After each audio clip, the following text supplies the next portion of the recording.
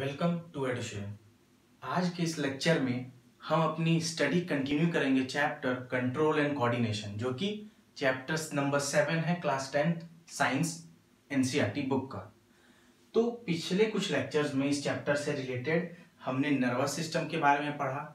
ठीक है, हमने नर्वस सिस्टम के component central nervous system, peripheral nervous system, central में brain, spinal cord, peripheral nervous system में उससे एसोसिएटेड ब्रेन से एसोसिएटेड क्रेनियल नर्व्स और स्पाइनल नर्व्स किससे एसोसिएटेड है?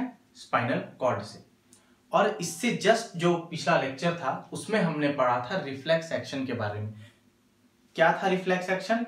एक सडन विड्रॉवल है बॉडी पार्ट का, जब वो किसी पॉइजनस, बहुत ज्यादा हॉट, बहुत ज्यादा कोल्ड या स्केरी या डेंजरस ऑब्जेक्ट से टच होता है, तो बॉडी का एक मैकेनिज्म है रिस्पॉन्स करने का, जिससे कि वो बॉडी पार्ट को बचाया जा सके। ठीक है, और वो ऑटोनॉमिक, एक तरह से ऑटोनॉमिक होता है। उसमें जो थिंकिंग का प्रोसेस है उसको हम बाईपास कर देते हैं। जहां रिस्पॉन्स हम सबसे पहले हमको सेंस होता है, सेंसरी न्यूरॉन सेंस करते हैं, तुरंत ब्रेन तक पहुंचाते हैं। ये नॉर्मल प्रोसेस में क्या होता है? सेंसरी न्यूरॉन सेंस किया, ब्रेन को पहुंचाया, ब्रेन के फोर ब्रेन एरिया में, सेरेब्रम में जो सबसे बड़ा पार्ट है वो थिंकिंग इंटेलिजेंस के लिए है, जो उसका फ्रंटल पार्ट है, आगे वाला पार्ट सेरेब्रम का, उसमें प्रोसेस हुआ, हमने सोचा, फिर वो मोटर न्यूरॉन से वापस वहां तक गया। इसमें कुछ टाइम लगता है, बहुत कम टाइम लगता है, पर रिलेटिवली टाइम लगता है। तो बॉडी ने क्या सोचा कि काम क्या है मेन, कि सेंस पहले किया जाए कि क्या हो रहा है, और फिर मोटर न्यूरॉन से उसे उसके अकॉर्डिंगली एक्ट किया जाए। तो ब्रेन को बाईपास कर दिया और क्या किया, स्पाइनल कॉर्ड में ही जहां सबसे पहले सेंसरी और मोटर न्यूरॉन जुड़ते हैं, वहीं पर क्या किया गया, एक आर्क बना दिया गया, जिसे कहते हैं रिफ्लेक्स आर्क। सेंसरी से तुरंत मोटर में गया। मोटर में कैसे गया? सेंसरी और मोटर न्यूरॉन के बीच में एक इंटर न्यूरॉन है, रिले, जो सिर्फ इंफॉर्मेशन ट्रांसफर करता है सेंसरी से मोटर में, और ये काम जल्दी हो जाता है, तो रिस्पॉन्स भी बहुत फास्ट होता है।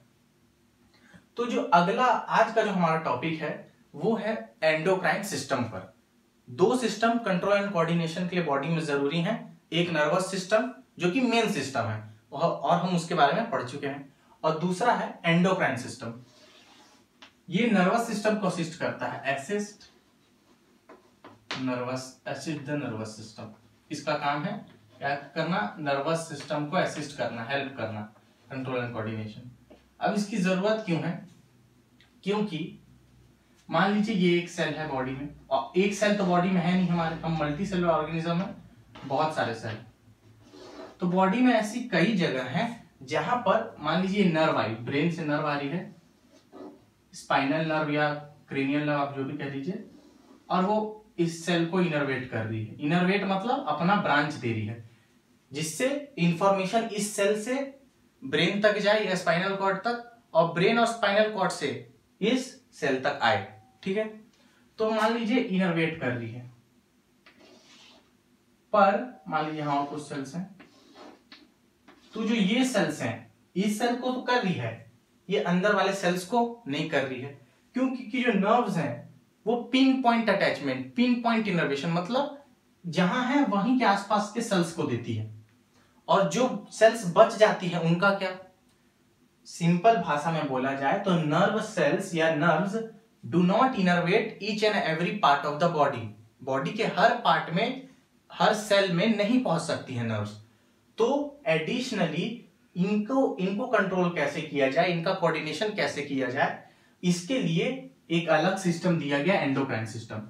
इसमें क्या है, मान लीजिए इंफॉर्मेशन यहां से आई, यहां तक गई, और जब वापस जाना तो यहां से यहां तक चली गई, मतलब एक डायरेक्शन में जा रहा है और थोड़ी जगह पे ही काम हो रहा है, लोकलाइज्ड जगह पर। लेकिन अगर एंडोक्राइन सिस्टम में मान लीजिए कोई केमिकल आता है, ठीक है, मैं एक केमिकल बना देता है फॉर एग्जांपल, वो आएगा, वो डिफ्यूज होगा इसके आसपास के जगहों में।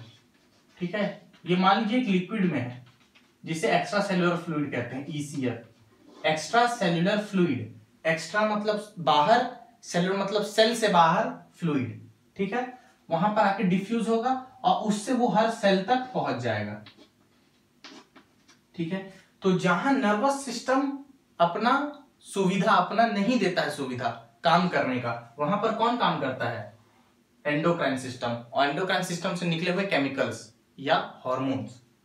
तो एंडोक्राइन सिस्टम में क्या है? Endocrine system comprises of endocrine gland,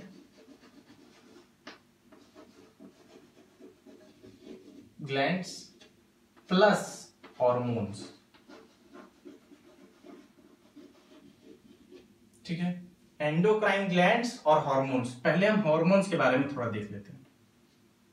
hormones क्या होते हैं? केमिकल मैसेंजर, ये मैसेंजर का काम करते हैं। Hormones are chemical messengers. Messenger मतलब जो मैसेज को पहुंचाते हैं। ठीक है, मैसेज को कैसे पहुंचाते हैं? मान लीजिए मैंने ये स्ट्रक्चर बनाया, ये कोई एक ऑर्गन है आपका, फॉर एग्जांपल मान लीजिए मसल, मान लीजिए मसल, ठीक है, मसल है, इसे कुछ काम करना है तो क्या है, हमने पढ़ा था न्यूरोमस्कुलर जंक्शन। न्यूरॉन्स आएंगे और मसल सेल से जुड़ेंगे, तो उस जंक्शन को जहां जुड़ाव होता है उसे क्या कहा जाता है? Neuromuscular junction. मान लीजिए कुछ मसल सेल्स में इनरवेट नहीं कर पाया न्यूरॉन, तो क्या होगा? हार्मोन एक आएगा, कहां से? मान लीजिए कोई ग्लैंड है, एग्जांपल ले लेता हूं पिट्यूटरी ग्लैंड। पिट्यूटरी ग्लैंड से हार्मोन आएगा और वो यहां पर कुछ काम करवाएगा। मतलब वो क्या कर रहा है? काम करवाने का मैसेज कौन भेज रहा है? Pituitary.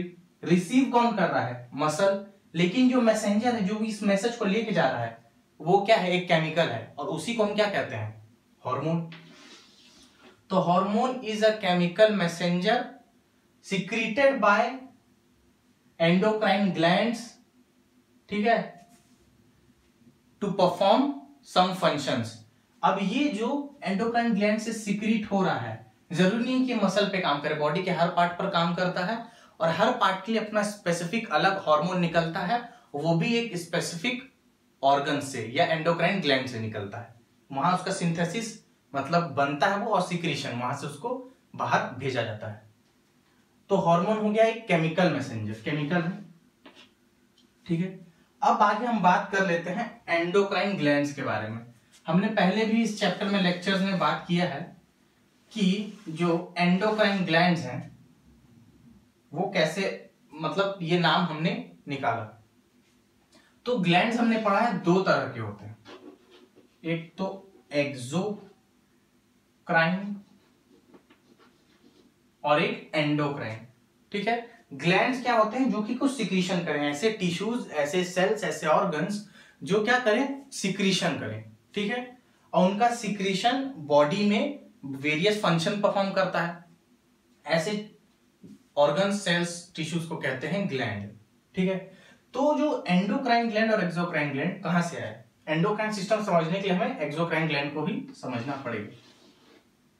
Exocrine gland, endocrine gland, ऐसे ग्लैंड जिनका सिक्रीशन डक्ट में होता है, ठीक है। मान लीजिए आपकी सलाइवरी ग्लैंड, जहां से आपका सलाइवा बनता है, ये मान लीजिए आपका सलाइवरी ग्लैंड है। इससे सलाइवा जो बनता है, थूक जिसे कहते हैं सलाइवा, वो क्या होता है? इसके आसपास बहुत सारे ऑर्गन्स हैं। जैसे एक सलाइवरी ग्लैंड आपके यहां पर रहता है, कान के सीधा नीचे, यहां ईयर लोब्स के जस्ट बिलो ईयर लोब्स। तो वो क्या करता है? उसको कहां आना है? आपके माउथ में। सलाइवा कहां आना है? यहां से आपके माउथ में आना है। तो यहां से वो कैसे आता है? एक नली होती है, एक डक्ट होती है, ठीक है, या कैनाल, पतली सी, ये देखिए ऐसे सलाइवा यहां बना और यहां से ट्रांसफर होके कहां आया? आपके माउथ में, ठीक है। फॉर एग्जांपल ये आपके माउथ में आया, और फिर सलाइवा का फंक्शन हम आगे जानते हैं कि फूड को डाइजेशन में हेल्प करता है, वो हम आगे पढ़ेंगे, ठीक है। तो समझ में आया कैसे है? यहां पर सलाइवरी ग्लैंड है, उसे माउथ में आना है सलाइवा को, तो वो जहां सलाइवा बन रहा है तो वहां से कैसे आएगा? एक डक्ट है, एक नली है, जिसके थ्रू वो माउथ में आएगा। तो एक्सोक्राइन ग्लैंड वो ग्लैंड होते हैं जिनका सिक्रीशन कहां जाता है? Secretion through duct. सिक्रीशन होता है वो जहां अपना टारगेट है वहां पर, कहां कैसे जाता है? डक्ट के थ्रू, कैनाल के थ्रू, सिक्रीशन थ्रू डक्ट, ठीक है, एक्सोक्राइन ग्लैंड। और एंडोक्राइन ग्लैंड क्या होते हैं? सिक्रीट, जो भी ये सिक्रीट बनाते हैं, सिक्रीट डायरेक्टली इनटू ब्लड, ये क्या करते हैं, अपना सिक्रीशन ब्लड में डाल देते हैं। तो एंडोक्राइन ग्लैंड्स वो जो अपना सिक्रीशन सीधा ब्लड में डाल दें, एक्सोक्राइन ग्लैंड्स वो जिनका सिक्रीशन या हार्मोन, सलाइवा हार्मोन नहीं है, सलाइवा एंजाइम है, ठीक है।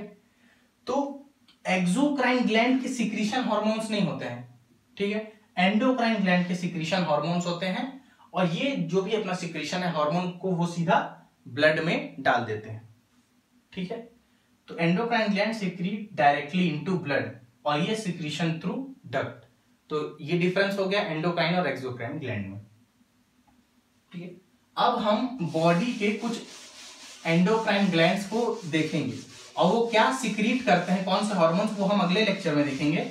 अभी के लिए हम सिर्फ बॉडी के डिफरेंट एंडोक्राइन ग्लैंड्स के बारे में एक बार ओवरव्यू ले लेंगे बस, ठीक है। तो जो सबसे पहला ग्लैंड आता है बॉडी में, हम ऊपर से नीचे तक ऐसे अप टू डाउन देखेंगे, तो सबसे पहला आता है पिट्यूटरी, पिट्यूटरी ग्लैंड, ठीक है। इसे कहा जाता है मास्टर ग्लैंड। मास्टर ग्लैंड क्यों कहा जाता है, क्योंकि वो ये ग्लैंड बाकी की जितने भी ग्लैंड्स हैं एंडोक्राइन उन्हें कंट्रोल करता है, इसलिए इसे कहा जाता है मास्टर ग्लैंड। अभी मैं आगे पढ़ाऊंगा कि इसको भी एक कंट्रोल करता है, पिट्यूटरी को भी कंट्रोल करता है कौन, हाइपोथैलेमस, उसे कहते हैं master of master gland. Master gland का भी मास्टर है, तो मास्टर ऑफ मास्टर ग्लैंड। तो अभी ये पिट्यूटरी ग्लैंड है, मास्टर ग्लैंड कहा जाता है। ये कहां प्रेजेंट होता है, तो जो हमने सेरेब्रम ब्रेन का स्ट्रक्चर देखा था, मैं रफली बना देता हूं, ठीक है। मान लीजिए ये हमने ब्रेन का स्ट्रक्चर देखा था,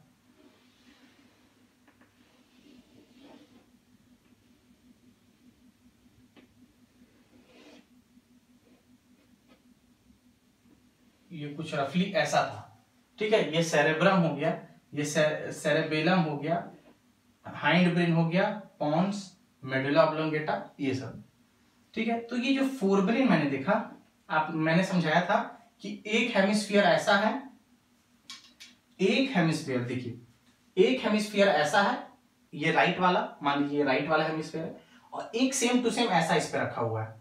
तो दिखाने के लिए मैंने क्या किया, एक निकाल दिया, तो ये जो अंदर से जैसा दिखता है वो ऐसा व्यू है, ठीक है। ये और मैंने बताया था फोर ब्रेन में यहाँ ये एरिया हाइपोथैलेमस है, इसके आसपास थैलेमस है, ये एरिया आप मान लीजिए हाइपोथैलेमस, ठीक है। आप एनसीईआरटी में अपने डायग्राम देखते रहिएगा साथ साथ, ठीक है। ये हाइपोथैलेमस, तो हाइपोथैलेमस से जस्ट नीचे क्या है, पिट्यूटरी ग्लैंड है, ये वाला, ये एरिया क्या है, पिट्यूटरी ग्लैंड।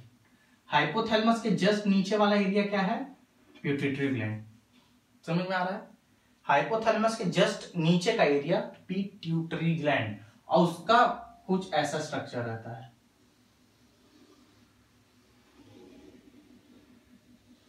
ये आपका हाइपोथैलेमस है, मैं लिख देता हूं हाइपोथैलेमस, और यहां पे एक डिस्टिंक्शन होता है, ये क्या है, पिट्यूटरी ग्लैंड। आगे आप हायर क्लासेस में पढ़ेंगे कि इससे कुछ ये अलग स्ट्रक्चर है, एंटीरियर पिट्यूटरी, एंटीरियर मतलब आगे, आगे, पोस्टीरियर मतलब पीछे का पिट्यूटरी, पोस्टीरियर पिट्यूटरी, और मिडिल पिट्यूटरी भी होता है। ह्यूमंस में मिडिल पिट्यूटरी एंटीरियर पिट्यूटरी से जुड़ जाता है, ये सब हायर क्लासेस की बातें हैं, ठीक है। तो ये पिट्यूटरी है, पिट्यूटरी ग्लैंड। अब इसे कंट्रोल करता है हाइपोथैलेमस, हाइपोथैलेमस जस्ट इसके ऊपर है। ये हाइपोथैलेमस क्या करता है, अपने न्यूरॉन्स पिट्यूटरी ग्लैंड में भेजता है, ठीक है, अपने न्यूरॉन्स पिट्यूटरी ग्लैंड में भेजता है, और हाइपोथैलेमस भी कुछ सीक्रेट करता है हार्मोन्स। पिट्यूटरी को कंट्रोल करने के लिए हाइपोथैलेमस इटसेल्फ सीक्रेट्स हार्मोन्स, तो हाइपोथैलेमस ने हार्मोन सीक्रेट किया और वो पिट्यूटरी में जाके स्टोर भी होते हैं और कुछ उसको कंट्रोल भी करते हैं, ठीक है। तो कैसे कंट्रोल करते हैं, कौन से हार्मोन्स होते हैं, वो हम आगे पढ़ेंगे। अभी हम सिर्फ स्ट्रक्चर समझ रहे हैं और कौन सा ग्लैंड कहां प्रेजेंट है ये समझ रहे हैं। तो hypothalamus master of master gland, pituitary gland is master gland, इसका भी जो मालिक है, मास्टर है, वो है हाइपोथैलेमस। और पिट्यूटरी जो है हाइपोथैलेमस से जस्ट नीचे रहता है। और अगर इसका लोकेशन अब मैं बताऊं तो एग्जैक्ट लोकेशन ये है कि सेला टर्सिका, सेला टर्सिका एक एरिया है, सेला टर्सिका ये एक बोनी एरिया है, बोनी बोनी एरिया है, पिट्यूटरी ग्लैंड के लिए ही बना हुआ है। जैसे ये तो सिंपल सरफेस है, इसी सिंपल सरफेस में ऐसे एक फोल्ड आ गया। किसके लिए फोल्ड आ गया? कि पिट्यूटरी ग्लैंड इस पर रह सके। ठीक है, तो एक बोन है स्फेनॉइड बोन। जैसे हम पढ़े ना कि ब्रेन को कवरिंग कौन देता है? स्कल, क्रेनियम, जो बोनी स्ट्रक्चर है प्रोटेक्शन प्रोवाइड करता है। तो ऊपर से देते हैं सर, ऐसे ऊपर से भी और नीचे से भी। जैसे ये ऊपर से भी देते हैं और यहां अंदर नीचे से भी देते हैं। तो नीचे जो बोन होता है वो देता है स्फेनॉइड बोन। कौन सा बोन प्रोटेक्शन देता है? Sphenoid bone. और स्फेनॉइड बोन में ही एक डिप्रेशन आ जाता है। डिप्रेशन जैसे ऐसा है स्फेनॉइड बोन, इसमें एक डिप्रेशन आता है पिट्यूटरी ग्लैंड को अकोमोडेट करने के लिए। तो वो डिप्रेशन को कहते हैं सेला टर्सिका, और उसी में पिट्यूटरी ग्लैंड रहता है। पिट्यूटरी ग्लैंड के ऊपर है हाइपोथैलेमस जो इसे कंट्रोल करता है। ठीक है, हाइपोथैलेमस हमने पढ़ा कि बेसल मेटाबॉलिक रेट कंट्रोल करता है, बॉडी का temperature, thirst centre, hunger centre body का क्या है? हाइपोथैलेमस। हाइपोथैलेमस से कैसे हार्मोन्स रिलीज होंगे? जो पिट्यूटरी को कंट्रोल करें, और फिर पिट्यूटरी से ऐसे हार्मोन्स निकलेंगे जो बॉडी के बाकी सारे ग्लैंड्स को कंट्रोल करें।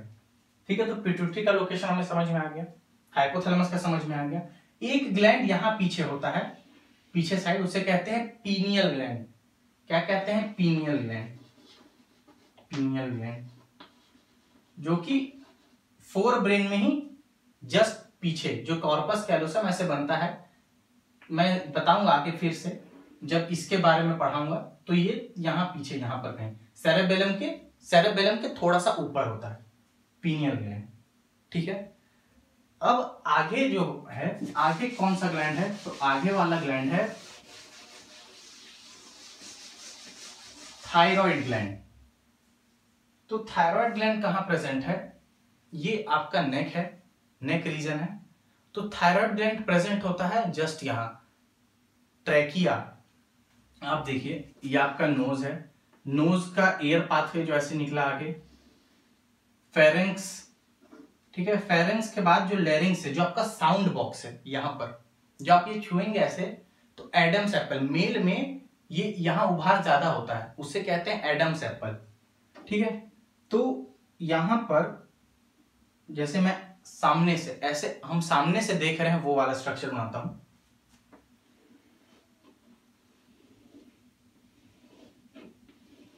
ये आपका ट्रैकिया है, एयरवे, जहां से हवा लंग्स तक जाती है। ठीक है, ये ट्रैकिया है। ये आपका मान लीजिए लैरिंग्स है। ठीक है, ये ट्रैकिया है, ये लैरिंग्स, आपका sound producing organ, sound producing organ लैरिंग्स। अब इसी के अराउंड बटरफ्लाई शेप्ड में, देखिए, देख रहे हैं, इसी के अराउंड बटरफ्लाई शेप्ड में जो ऑर्गन है, जो ग्लैंड है, वो क्या है? Thyroid gland. ठीक है, बटरफ्लाई शेप में जो ग्लैंड है वो कौन सा ग्लैंड है? Thyroid gland. Thyroid gland thyroxine hormone release करता है। आगे पढ़ेंगे कि थायरॉक्सिन हार्मोन का क्या काम है, क्या फंक्शन है, कैसे प्रोड्यूस होता है, और अगर प्रोड्यूस होने में ज्यादा प्रोडक्शन हो गया या कम प्रोडक्शन हो गया तो क्या प्रॉब्लम हो सकते हैं। ठीक है, तो थायराइड ग्लैंड कहां प्रेजेंट है? नेक रीजन में, एंटीरियर। एंटीरियर मतलब पीछे वाले नेक नहीं, पीछे नेक मतलब पोस्टीरियर। समझिए, बायोलॉजिकल टर्म्स को समझिए। ये आगे का पोर्शन, जो आगे का पोर्शन है उसे कहते हैं एंटीरियर। तो ये नेक कौन सा हो गया? एंटीरियर नेक। और नेक तो ये भी है, पूरा ये नेक है, तो ये वाले नेक को क्या कहते हैं? पोस्टीरियर नेक, और ये है एंटीरियर नेक। तो थायराइड ग्लैंड कहां प्रेजेंट है? एंटीरियर नेक में।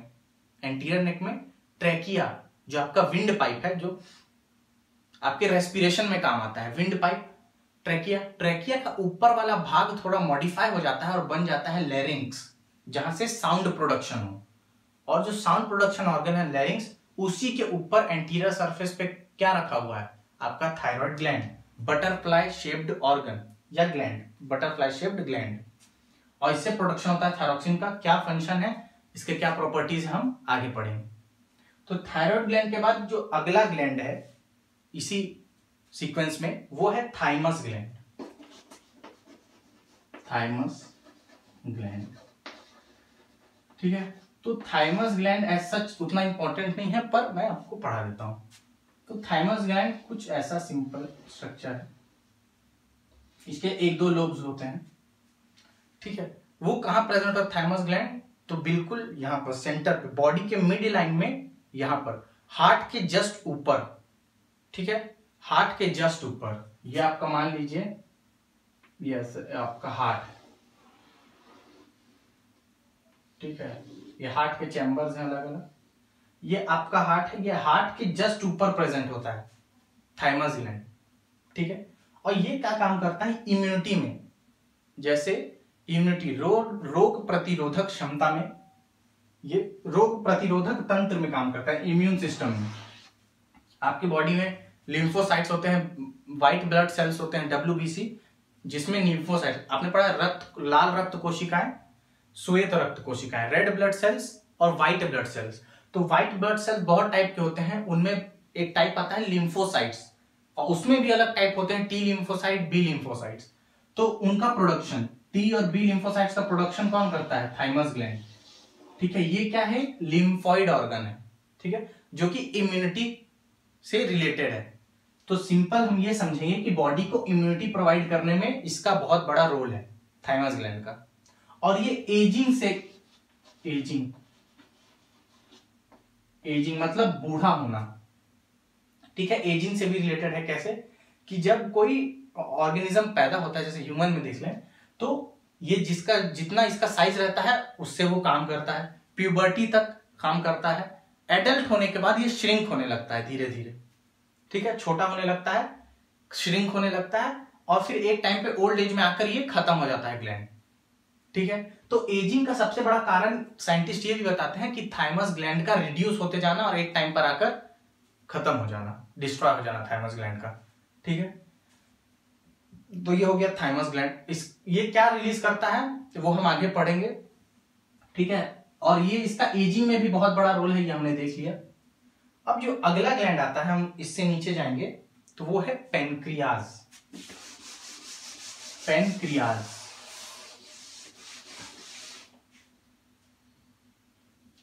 पेनक्रियाज। तो पेनक्रियाज जो है वो हेट्रोक्राइन ग्लैंड है, हेट्रोक्राइन, पेनक्रियाज हेट्रोक्राइन। हेट्रोक्राइन मतलब बोथ एक्सोक्राइन, इसमें एक्सोक्राइन भी है और एंडोक्राइन भी, एक्सो एंडो दोनों पार्ट है, ठीक है। 99% पार्ट इसका एक्सोक्राइन है।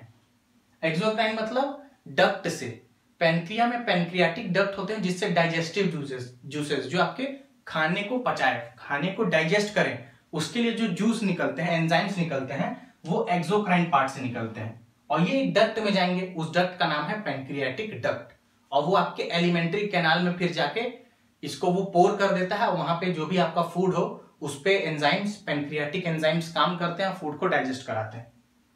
तो 99% पार्ट इसका एक्सो है, मतलब डक्ट के थ्रू जाता है एंजाइम, हार्मोन नहीं, एंजाइम, पेनक्रियाटिक एंजाइम, और पेनक्रियाटिक जूस जिसमें पेनक्रियाटिक एंजाइम्स प्रेजेंट हैं, डक्ट के थ्रू जाते हैं एलिमेंट्री कैनाल में और डाइजेशन में काम करते हैं। अब इसका जो बचा 1% एंडोक्राइन पार्ट है वो सिक्रेशन करता है, और इसके एंडोक्राइन पार्ट को नाम देते हैं islets of Langerhans, islets of Langerhans, ठीक है। ये कौन कौन सा एक बहुत इंपॉर्टेंट हार्मोन निकालता है, मैं अभी बता रहा हूं, इंसुलिन, ठीक है। आपने सुना होगा कि जिसे डायबिटीज है वो इंसुलिन लेता है, ठीक है। तो ये एक कारण है डायबिटीज होने का, इससे इसमें जो चेंजेस आते हैं, ठीक है, जिससे diabetes type 1, type 2, insulin body में बन रहा है लेकिन सेल उसे ले नहीं पा रहे। इंसुलिन क्या काम आता है? जो आप डाइजेशन करते हैं, बॉडी में जो डाइजेशन होता है, आप कुछ भी खाएं, एंड प्रोडक्ट बॉडी में डाइजेशन का होता है ग्लूकोज, ठीक है। सेल को एनर्जी चाहिए, तो एनर्जी बनाने के लिए किसका इस्तेमाल होता है? ग्लूकोज का। ग्लूकोज को ही तोड़कर उससे एनर्जी निकालते हैं, तो ग्लूकोज चाहिए। तो सेल में मान लीजिए सेल, ये सेल है, सेल में ग्लूकोज का इंटेक, ग्लूकोज को सेल के अंदर लेने के लिए इंसुलिन जरूरी है, ठीक है। तो दो तरह की डायबिटीज हो जाती है, इंसुलिन बॉडी में बन तो रहा है पर सेल क्या कर रहा है? इंसुलिन को ले ही नहीं पा रहा है, या इंसुलिन से इंफॉर्मेशन नहीं ले पा रहा है कि ग्लूकोज को अंदर लिया जाए, ठीक है, तो सेल के अंदर ग्लूकोज नहीं आ पा रहा है, तो ब्लड में भाई सेल तक ग्लूकोज पहुंचाता कौन है, बॉडी में न्यूट्रिएंट सब चीज कौन पहुंचाता है सेल तक, ब्लड। ब्लड ग्लूकोज लेके गया सेल के पास कि भाई ले लो। अब इंसुलिन है ही नहीं, इंसुलिन है ही नहीं तो सेल ग्लूकोज को ले ही नहीं पाएगा, तो ग्लूकोज कहां बढ़ जाएगा, ब्लड में, और ब्लड में ग्लूकोज लेवल बढ़ता है तो उसे क्या कहते हैं, डायबिटीज। एक तरह का और डायबिटीज होता है, देखिए यहां थोड़ा सा समझ लीजिए, इंटरेस्टिंग टॉपिक है।